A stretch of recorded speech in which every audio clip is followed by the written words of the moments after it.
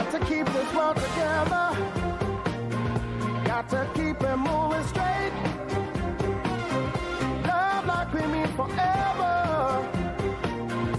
So the people can relate. If you're rolling to your left,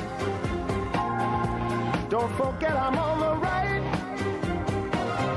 Trust and forgive each other. A little love and we just might. Yeah, yeah. We gotta do something. We gotta do something. We gotta do something. Welcome back to A Touch of Health. I'm Dr. Bob Graykowski, and we're very excited this week, as always, because we want you to get healthier this week than you were last week. So the question I have for you first off is, did you put some of the things we talked about before into action? If you listen and you're just sitting there just taking it in and not really putting it into your daily activities, you don't become healthier. So are you healthier this week than you were last week? If not, take one thing, just one thing today out of the talk and put it into some action step. Today we're going to be talking about our nutrition. And so the title of this week's theme is called Eating Innately. Now, what's innately? Innately means inborn. So if you take the word innate, that means it's natural, it's from birth. It's using the energy of the mind and not actually just of knowledge or repetition. So it's our natural instincts, it's our natural processes that work with our environment and work with our body to work in breaking down foods, digesting them, having less toxins, more purity, having less deficiency. So we have to look at the word innate and how can we put that into our daily activities so that each week we start to eat a little bit healthier. The toxins that form in our body develop from either the air that we breathe, our environment, or the foods that we eat, or the things that pass our lips. So we have the term in our office, you're as old as your spine, and disease enters and exits your mouth. So as a chiropractor, we want to make sure that your nervous system is in proper alignment.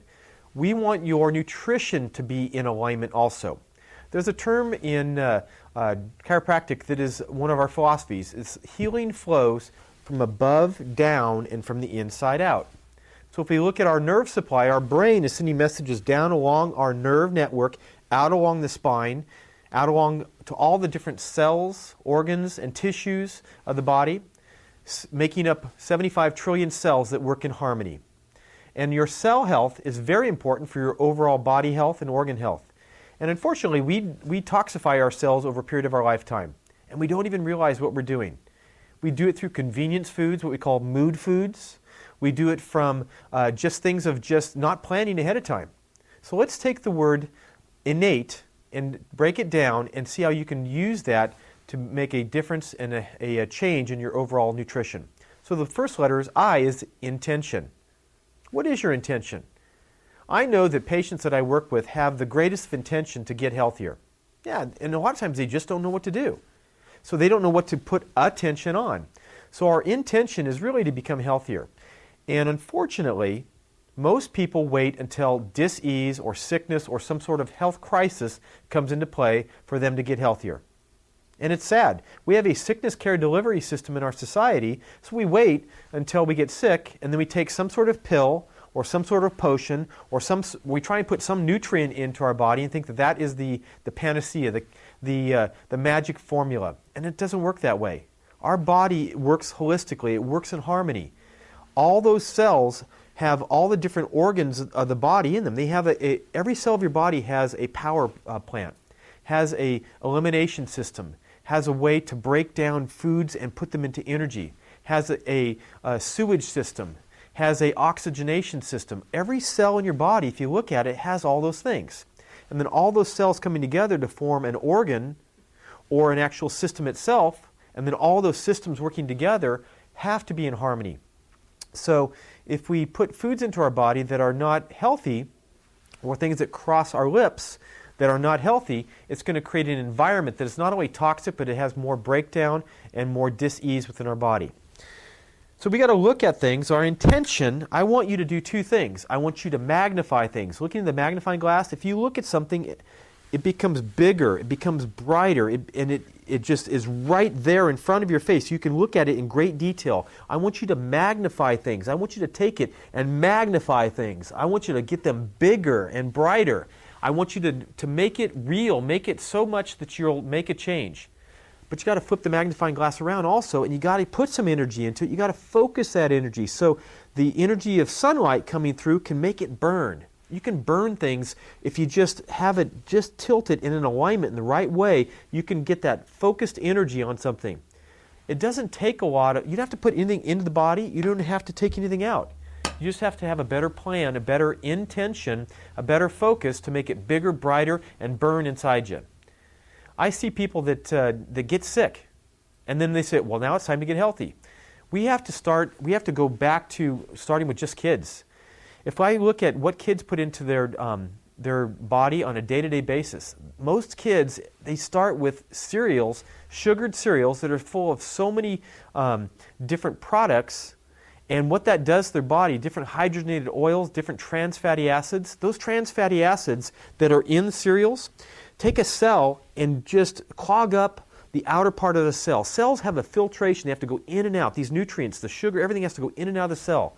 If you take all these trans fatty acids, these foods that are not healthy, it's like clogging up the filter system and it can't even get into the cell. So then the kids' blood sugars are going all over the place and they're just rampant. They're going, they're amped out in school and they're trying to sit still, but their blood sugar is going crazy. And what do we do as our society? Do we innately say, well, we need to get back to eating more fruits and vegetables that are natural? No, we just want to fill them with Ritalin. We want to inject 25 million children with Ritalin because they're considered attention deficit.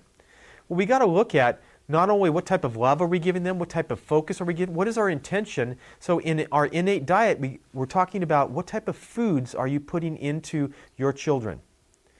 Add more greens.